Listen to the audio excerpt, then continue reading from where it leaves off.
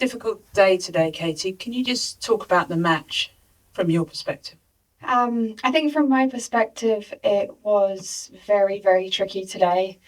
I don't think it was about how you hit your forehand or how you hit your backhand. It was more about, I think, probably a bit of a mental game and trying to stay calm in the wind. I don't think my game really suited it today. I think I struggled to kind of get the grasp of which way it was going and what I was doing, whereas I think she suited it a little bit more and played a bit more smart. I mean, she's number 7 in the world for a reason, and credit to her, she played better than me today.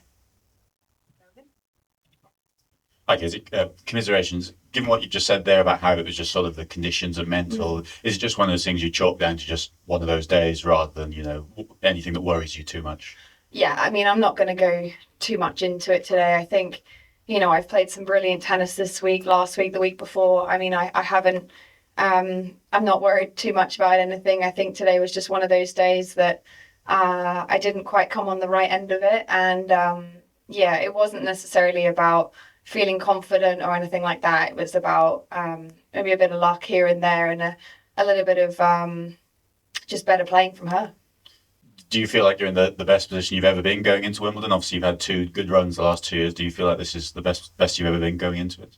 Yeah, I mean, look, I can't tell the future. I don't know what's going to happen next week, but one thing I do know is that this is the best tennis that I've been playing for a very long time. I think ever, actually, in my career. I think I've been building this for a very long time in terms of the way that I've been playing more consistently and my strength and the power that I'm bringing, each time I step on the court.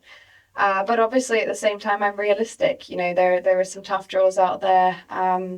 I'm really just looking forward to getting out there and enjoying it. Obviously, first time seeded for me, which was a goal of mine. But at the same time, each round, comes as it goes and you just got to focus on it. So I am looking forward to getting out there. But firstly, I've got to full on finish this week, get some treatment done and look after the body.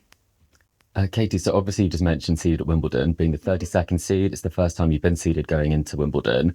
Obviously, that's a big milestone for you. Does it change anything in terms about how you approach the tournament, apart from some of the perks of maybe getting a better draw and some of the things that you can enjoy around the site? I wouldn't say it changes that much. I think for me, you never know who you're going to play until the draw comes out. There's always a few floaters for sure. I don't take that for granted at all. I think, obviously I'm going to miss a lot of the top seeds, which is a bonus for me. I think playing them early on, sometimes it can go your way, sometimes it doesn't. So it kind of mitigates that risk. And, that's credit to my hard work that I've put in this whole year and managed to get myself in that position. But again, every single player that you're playing in this draw is super tough and anyone can win. So the depth and the level of women's tennis right now is, I think, at its highest point. So it really is tough to win rounds. And I think, you've got to focus on what's ahead of you and take it as it goes.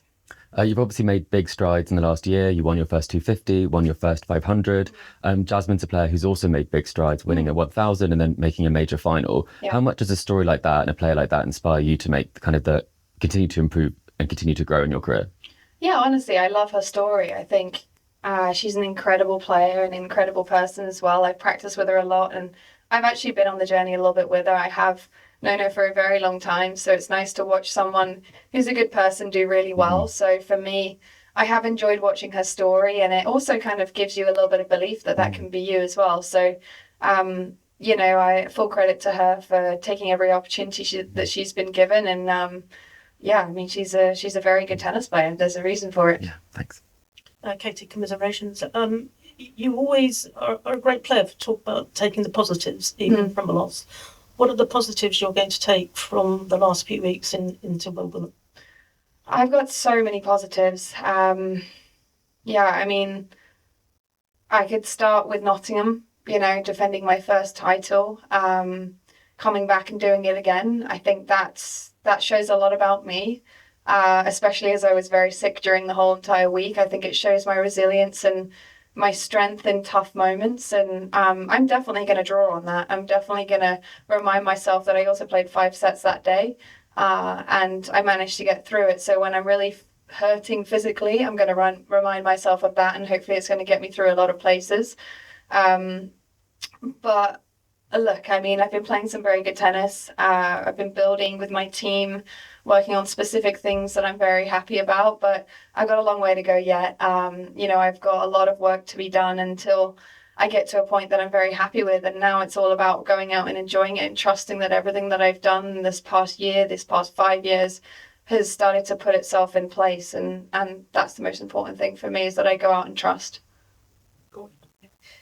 Katie, was crunching some numbers about grass just in general on the WTA tour, and you're one of the top 10 grass court players of the last few years. And I'm curious if you can kind of articulate what you think makes you, separates you kind of from the rest of the pack. What makes you so dangerous on the surface?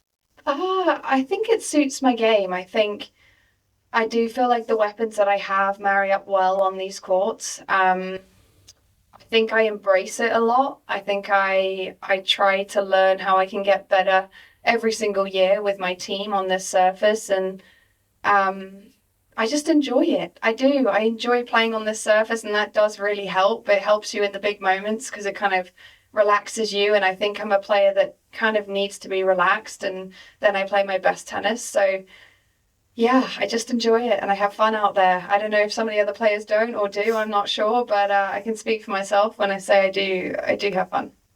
And then just what are you most looking forward to now, as we can finally talk about Wimbledon, the next tournament? For you, what are you most looking forward to at Wimbledon?